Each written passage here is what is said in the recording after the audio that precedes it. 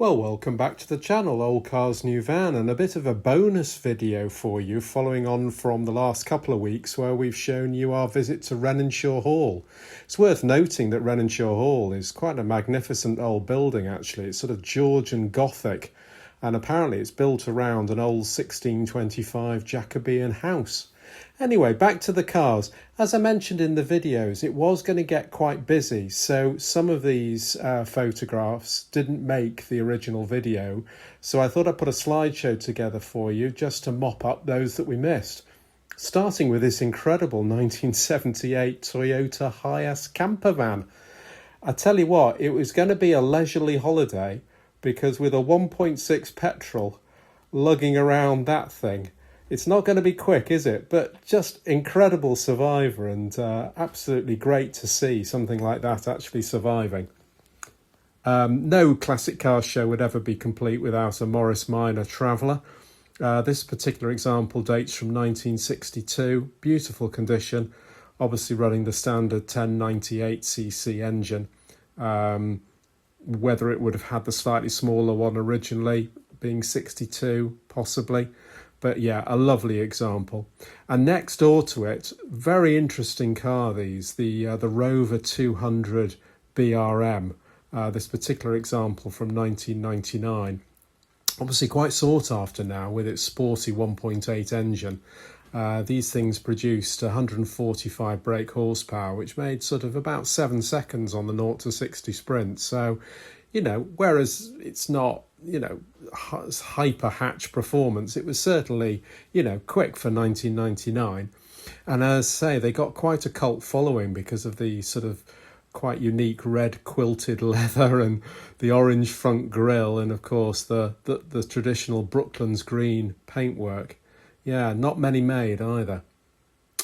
Going back in time, this little Spitfire was lovely. Back in 1967, when this car originated, an 1147cc engine was regarded as sufficient for a sports car. Extraordinary. Not quick, but, you know, it's cool. And in the background, you can just see a Riley 1.5. These are quite interesting because obviously they've got the underpinnings of a Morris Minor, but just with a bigger engine and slightly more refined, almost like a posh Morris Minor. Quite interesting. I love the Bracken paintwork on this MGB GT. This particular example from 1974, obviously the standard 1.8B series engine. Absolute. I just think that colour really suits it, and you don't see them that often either in that colour. Absolutely love it. Now then, a big shout out to a lovely young man, Nathaniel, who we've met at a couple of shows now. He's just a young fella, passed his test, getting into cars. He's not on YouTube, I don't believe, but you can check him out on Instagram if you'd like to at Steel City Cars. That's Steel City Cars. Go and show him some support. As I say, it's great that these young lads are getting into the older cars. And he's got this, Festival of the Unexceptional special. Citroen AX. When was the last time you saw a Citroen AX? 1996. Obviously with a young driver friendly 954cc. But it's just great to see the younger generation getting interested in older cars rather than going out and getting a new thing on finance, on a 3-year deal and then chopping it in for another one, which is just dreadful. Great interior shot there. It was just, he's a nice lad, and it's great to see him looking after an old car. So top marks, Nathaniel. Older car, Ford Consul, 1958. Cool, they don't build them like that anymore, do they? 1703cc to be exact under that bonnet. I bet it's slow, but fantastic. Now going up the speed a little bit, obviously this Aston Martin DB7 from the year 2000, 5,935cc to be exact. Yeah, very Bond, James Bond. Great to see an older car there, pre-war, this Sunbeam from 1934, 2.9cc. There's actually a short on the channel showing this pulling off. It sounds incredible. It sounds like an aircraft. It's absolutely terrific. And although I didn't hear it running, I'm sure the Chevrolet Corvette from 1966 with its 5.4 litre engine would sound pretty good as well. Absolutely beautiful in that light colour, light yellow colour, gleaming in the sunshine. Now, special shout out to the owner of this Ford Capri for being a good sport, because being a 3 litre and from 1979, the first question I asked him is, have you ever been tempted to do a slide over the bonnet? And he took it in good spirit and laughed, obviously referring to the professionals, Bodie and Doyle. This is just classic from my childhood, watching this in the 70s and thinking, God, I'd like a car like that one day. This thing was beautiful, beautiful condition. Just look at the interior. Absolutely, absolutely amazing. Moving on, this is quite interesting. This is K-car regulations. Now, if you're not familiar with K-car, this particular Suzuki Carry, effectively, but flatbed at the back, was brought into the UK in 2023. I mean, it dates from 1996, which is why it's obviously got an age-related number plate on it. Now, K-car regulations of Japan mean that cars are allowed in city centres, but they have to comply with no bigger than 660cc engine, no more than 3.4 metres long and no more than 1.48 metres wide. So this Suzuki has got the classic Suzuki 657cc just sneaking under the limit.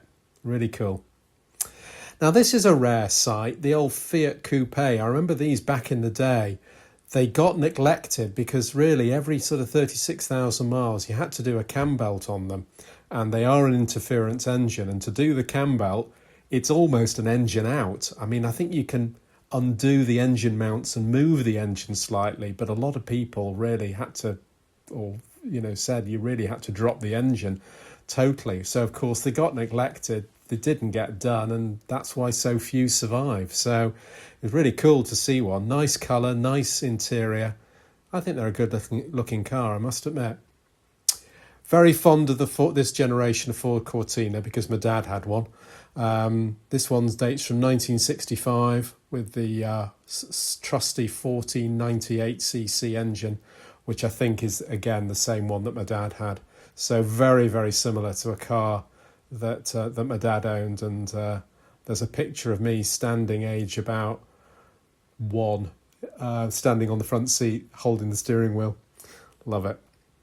Now, parked next to us, we had a couple of Lotuses. The first one, this rather dashing blue Lotus Esprit from 1998. Obviously, the famous 2.2 engine.